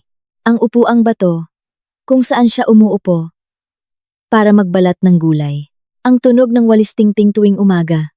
Hindi ko maisip kung ano ang gagawin ng mga taong iyon sa bahay na puno ng alaala kung nakapasok sila. Makalipas ang 10 minuto, huminto kami sa harap ng tarangkahan. Bahagyang nakabukas pa rin ito. Ang pansamantalang selyo ng barangay ay putol na. Yumuko ang isang pulis para tingnan. Gumamit sila ng bolt cutter. Mabilis akong pumasok sa hardin. Nakalak pa rin ang pangunahing pinto, ngunit ang pinto sa likod ay wasak na. Ang kandado ay nasa sahig, at ang kahoy na hamba ay may mga bagong gasgas. Maingat na pumasok ang 2 pulis. Naiwan ako sa labas. Kumakabog ang dibdib. Pagkaraan ng ilang minuto, lumabas ang isa. Miss Annalyn, pwede na po kayong pumasok. Pumasok ako. Halos hindi nagalaw ang sala. Ang mga muwebles, ang orasan, ang altar ni nanay lahat ay nasa ayos. Kakaiba. Kung magnanakaw sila, kukunin nila ang pera o mahahalagang bagay. Kung maninira sila, wawasakin nila ang lahat, pero walang ganoong senyales. Dahan-dahang nagsalita si Attorney Cruz. May hinahanap silang isang partikular na bagay. Umakyat kami sa 2 palapag. Ang aking silid-tulugan ay hinalughog. Bukas ang mga aparador. Nakalabas lahat ang mga drawer. Ang mga lumang folder ay nagkalat sa sahig. Maging ang kahon na may rosaryo ni nanay ay bukas. Pinulot ko ang rosaryo. Naninikip ang dibdib ko. Sabi ni nanay, pwedeng maluma ang mga bagay, pero huwag hahayaang dungisan ng iba ang mga alaala. Ngunit ngayon, may walang hiyang yumurak sa mga alaalang iyon. Pinagmasdan ni Attorney Cruz ang sahig. Mga bakas ng sapatos. Tumingin kami. May manipis na bakas ng putik. Hindi lang isa, 2 sila. Isang malaki, isang mas maliit. Agad na kinunan ng litrato ng technical team. Habang nakatayo ako sa gitna ng magulong silid, unti-unti akong kumalma. Kung hinalughog nila ng ganito, pero hindi pa rin nakuha ang kailangan nila, ibig sabihin, wala rito ang mga dokumentong binanggit ni nanay. Ganoon din ang naisip ni Attorney Cruz. Naaalala mo ba kung saan pa nagtatago ng papeles ang nanay mo? Umiling ako. Napaka-pribado ni nanay. Hindi ko kailanman nakitang nag-iwan siya ng mahahalagang dokumento sa bahay. Pagkasabi ko noon, may naalala ako. Noong nabubuhay pa siya, buwan-buwan siyang nagbibisikleta papunta sa isang lugar. Tinanong ko siya noon. Ngumiti lang siya. Nagdedeposito lang ng ilang papeles. Akala ko noon sa bangko. Ikinuwento ko ito kay Attorney Cruz. Nag-isip siya. Kung ganoon, posibleng isang safety deposit box. Sa sandaling iyon, isang pulis ang tumakbo paakyat. Attorney Cruz, may nakita kami. Mabilis kaming bumaba. Sa likod ng hagdanan, sa isang lumang aparador, ginamitan ng technical team ng espesyal na ilaw ang ibabaw. May isang malinaw na thumb mark. Hindi sa akin. Hindi sa mga pulis. Bago pa ang markang ito, sabi ng technician. Mako-compare ba natin? Tanong ni Attorney Cruz. Susubukan po namin. Habang nagtatrabaho sila, muling tumunog ang telepono ko. Si Tita Lorna. Agad kong sinagot. Tita, nasaan ka? Sa kabilang linya, maingay ang mga sasakyan. Papunta na ako ng Quezon City. Annalyn, huwag ka nang mag-isa sa bahay. Hawak mo pa rin ang mga dokumento ni nanay. Tama? Nanahimik si Tita Lorna ng ilang segundo. Oo, nanikip ang dibdib ko. Hawak mo. Oo, dahil iyon ang bilin ni Ate Rosa. Noong ibinigay niya sa akin ang mga dokumento, sinabi niya na, kung may mangyari man sa kanya, ibigay ko lang sa'yo kapag nasa tamang edad ka na at sapat na ang pag-iisip para makilala ang tama sa mali. Napaiyak ako. Alam na ba ni nanay na may mangyayari? Siguro hindi niya alam ang detalye. Pero may kutob siyang hahanapin ng mga tao ang lupang ito sa anumang paraan. Dala ko na ang mga dokumento. 1 oras na lang. Darating na ako. Hindi pa ako nakakahinga ng maluwag. Biglang nagbago ang tono ni Tita Lorna. Pero may sumusunod sa akin. Nagulat ako. Sino? Hindi ko makita ng malinaw. Isang itim na pickup, sumusunod sa akin mula pa noong umalis ako ng probinsya. 2 beses na akong lumiko. Pero sumusunod pa rin. Narinig ito ni Attorney Cruz at agad na tumawag sa highway patrol. Mabilis siyang nagsalita at humarap sa akin. Sabihin mo kay Tita Lorna na huwag hihinto, agad kong sinabi. Tita, dumiretso ka sa City Police Headquarters. Huwag kang hihinto kahit saan. Naiintindihan ko, sagot niya. Hindi pa natatapos ang 1 minuto. Nakatanggap ng text si Attorney Cruz. Binuksan niya ito at natigilan. Ano yan? Ipinakita niya sa akin ang screen. Isang larawan. Kinunan sa harap mismo ng bahay ko. Ang oras ay 10 minuto lang ang nakalipas. Nasa larawan ang isang lalaking nakatalikod. May suot na baseball cap. Ang nagpanindig ng balahibo ko ay ang hawak niyang lumang litrato. Litrato ni nanay kasama ang isang hindi kilalang lalaki. Mahigit 20 taon na ang nakalipas. Sa ilalim ng larawan, isang linya lang ng sulat kamay. Kung gusto mong malaman kung sino ang tunay mong ama, huwag mong ibigay ang mga dokumento sa pulis. Natigilan, hindi siya ang lalaking tinatawag kong tatay. Sa loob ng 30 taon, tinitigan ko ng matagal ang larawan sa telepono. Sa litrato, bata pa ang nanay ko. Nakatali ang mahabang buhok. May ngiti sa labi na hindi ko malilimutan. Ang lalaking katabi niya, nakasuot ng kupas na puting polo, ay nakatagilid kaya hindi klaro ang buong mukha. Pero sapat na iyon para malaman kong hindi siya ang tatay, na pinag-aalayan ko ng dasal tuwing anibersaryo ng kanyang kamatayan sa loob ng 30 taon. Ang mas nagpanlamig sa akin ay hindi ang laman ng litrato, kundi ang katotohanang alam nang nagpadala na hawak ko ang liham ni nanay at malapit ko nang matanggap ang mga dokumento mula kay Tita Lorna. Ibig sabihin, bawat galaw ko ay minamanmanan. Tiningnan ni Attorney Cruz ang screen. Ito ay isang psychological trap. Huminga ako ng malalim. Sa tingin ko rin, kung gusto talaga nilang sabihin sa akin, hindi ito ang paraan. Gusto lang nilang mag-alinlangan ako para maantala ang pagbigay ng mga dokumento. Tumango ako. Itinuro sa akin ni nanay na habang papalapit sa katotohanan, mas kailangang manatiling kalmado. May mga taong hindi kailangang gumamit ng dahas para talunin ka. Sapat nang magtanim ng pagdududa sa iyong puso para ikaw mismo ang maligaw. In-unlock ko ang telepono. Sino man ang nasa litrato, hindi nito mababago ang isang bagay. Ang nagsilang, nag-alaga, at nagturo sa akin kung paano maging tao ay si nanay. Tiningnan ako ni Attorney Cruz, may bahid ng paghanga. Tama, iimbestigahan natin yan mamaya. Isang pulis ang pumasok. Attorney Cruz, na-check na namin ang mga CCTV sa lugar. Anong resulta? Meron po. Ipinakita niya ang recording. Mga 30 minuto ang nakalipas. Isang itim na pickup ang huminto sa kanto. Dalawang lalaking naka-baseball cap at face mask ang bumaba. Hindi sila sa harap dumaan, kundi sa likod. Pagkaraan ng 10 minuto, lumabas sila, walang dala, at umalis. Plaka? Tanong ni Attorney Cruz. Peke po ang plaka.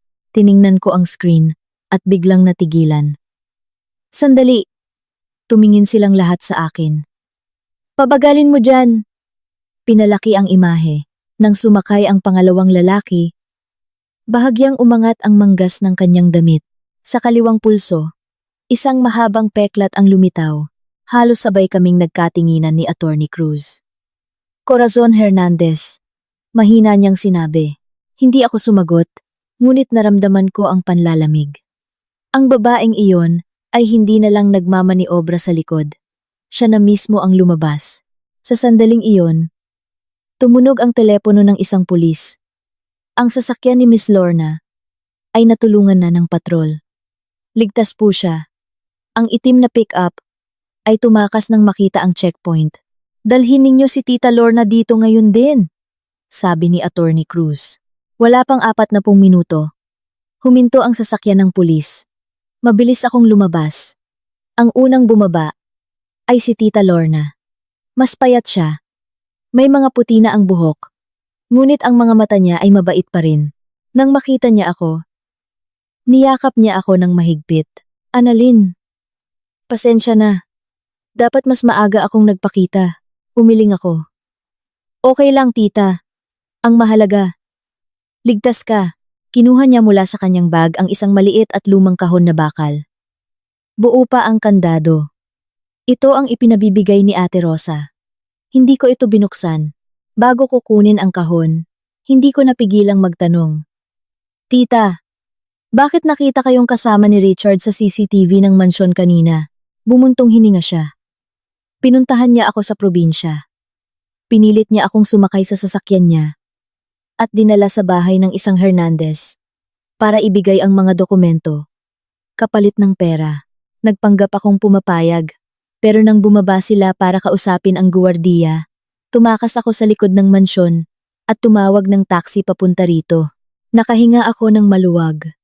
Niyakap ko siyang muli. Nawala ang lahat ng pagdududa. Tiningnan ko ang kahon. Kahawig ito ng kahon na laging dala ni nanay. Sa harap ng mga pulis, pinutol ang kandado. Sa loob, walang ginto, walang titulo, 3 bagay lang. Isang makapal na folder, isang silver na USB, at isang luma at asul na kuwaderno. Kinuha ko ang kuwaderno.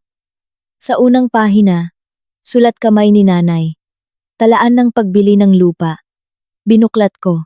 Nakasulat ang mga petsa, pangalan ng mga gustong bumili, numero ng telepono, at presyong inaalok. Ang ikinagulat ng lahat ay ang pangalang Corazon Hernandez, na lumitaw 12 taon na ang nakalipas. Hindi lang isang beses, kundi 7 beses. Sa huling entry, isinulat ni nanay, hindi lupa ang gusto ng babaeng ito. Iba ang hinahanap niya. Tumingin ako kay Tita Lorna. Alam mo po ito? Tumango siya. Sinabi sa akin ni Ate Rosa. Sabi niya, hindi interesado si Ginang Hernandez sa bahay. Ang gusto niya ay isang dokumentong iniwan ng asawa ni Ate Rosa. Natigilan ako.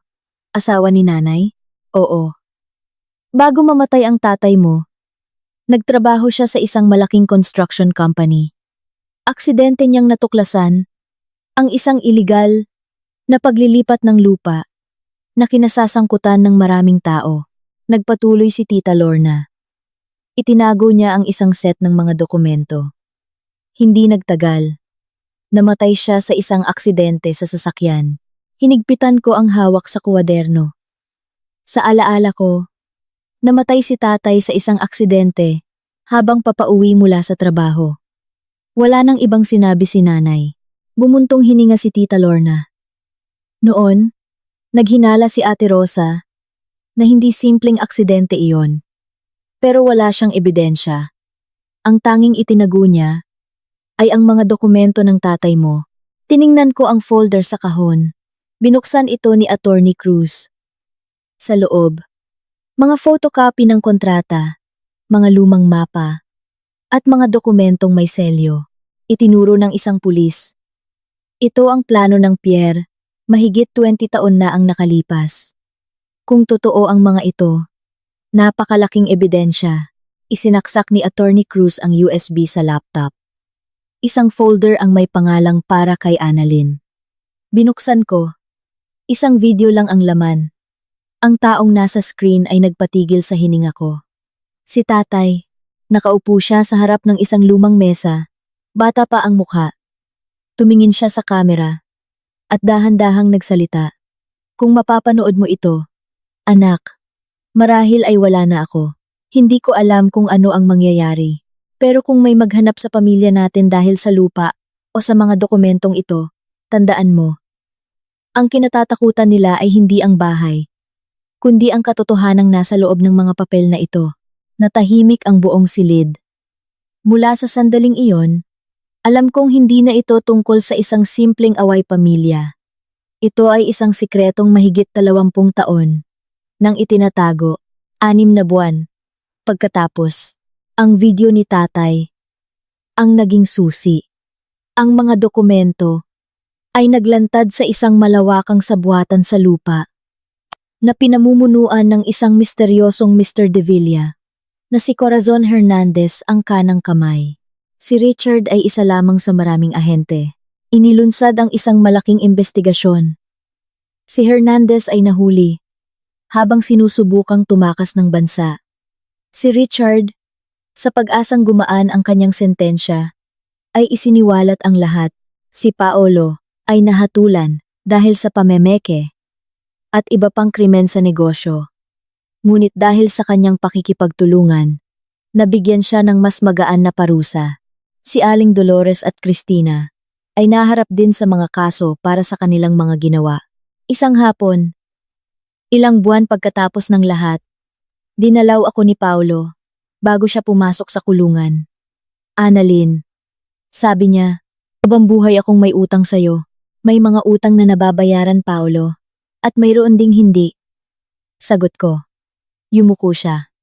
Alam ko, kung pwede lang ibalik ang panahon, huwag kang mamuhay sa kung pwede lang, sabi ko. May pagkakataon ka pang magbago. Si Aling Dolores ay nagpadala ng sulat mula sa kulungan. Humihingi ng tawad sa akin at sa alaala ng aking ina. Si Cristina, matapos ibenta ang kanyang negosyo para makatulong sa pagbabayad ng mga danyos, ay nagsimulang muli sa probinsya. Ang batang naging sentro ng lahat ay naibalik sa kanyang tunay na ina na si Maya at nagsimula sila ng bagong buhay. 1 taon ang lumipas. Hindi ko ibinenta ang bahay. Sa halip, ginawa kong isang maliit na kapihan at aklatan ng unang palapag. Pinangalanan ko itong ang beranda. Isang lugar kung saan kahit sino ay maaaring pumasok para magpahinga, uminom ng libreng tsaa, at magbasa ng libro. Sa isang sulok, inilagay ko ang pilak na rosaryo ni nanay sa isang garapon na salamin. Isang paalala na ang mga simpleng bagay ang pinakamahalaga. Isang hapon, habang pinagmamasdan ko ang mga matatandang naglalaro ng chess, mga batang nagbabasa, at si Tita Lorna na nagdidilig ng mga halaman, naalala ko ang huling sinabi ni nanay sa kanyang liham. Anak, huwag mong hayaang ang bahay ay maging lugar lang na tinitirhan. Gawin mo itong isang lugar kung saan gustong bumalik ng mga tao. Ngumiti ako. Sa labas ng bagong pinturang tarangkahan, isang maliit na kahoy na karatula ang umiindayog sa hangin. Ang beranda, bukas para sa lahat. Nagtimpla ako ng isa pang takure ng mainit na tsaa. Tumingala sa maaliwalas na langit. At naisip, sa huli, ang naiwan ay hindi ang bahay. Hindi ang mga hatol. O ang mga nabawing yaman. Ang naiwan ay ang katapangang maniwala pa rin sa kabutihan. At ang kapayapaang buksan muli ang pinto ng iyong puso. At iyon, para sa akin, ang pinakamagandang wakas na pinangarap ni nanay para sa akin. Ang kwentong ito ay nagsimula sa isang nasirang kasal, ngunit sa kaibuturan nito, ito ay tungkol sa dalawang magkaibang landas. Ang isa ay itinayo sa kasakiman, sa paniniwalang mabibili ng pera ang lahat. Ang isa naman ay itinayo sa pawis at pagmamahal ng isang ina sa bawat sentimong inipon para lang magkaroon ng lugar na babalikan ang kanyang anak. Sa huli, nakita natin ang resulta. Ang pera ay maaaring kitain muli. Ngunit kapag ang tiwala at dangal ay nawala, ang mga lamat ay mananatili habang buhay. Walang yaman ang mas hihigit pa sa kapayapaan ng kalooban. Para sa mga magulang, ang pinakamalaking pamana ay hindi pera, kundi ang pagtuturo sa mga anak na maging mabuting tao. Para sa mga mag-asawa, ang pagsasama ay hindi itinayo sa sakripisyo ng isa at sa kapabayaan ng isa pa. At para sa mga nasaktan, tulad ni Annalyn, ang pagpapatawad ay hindi para sa taong nanakit sa iyo, kundi para sa iyong sarili para makalaya ka sa nakaraan at magsimulang muli. Ang isang masayang wakas ay hindi nangangahulugang ang mabuti ay yumaman at ang masama ay pinarusahan. Ang isang masayang wakas ay kapag ang isang mabuting tao, sa kabila ng lahat ng sakit, ay nananatiling may pananampalataya sa buhay at may lakas ng loob na buksan muli ang kanyang pinto para sa bagong umaga. Dahil kung hahayaan nating gawin tayong mapait ng sakit, ang kasamaan ay nanalo na naman.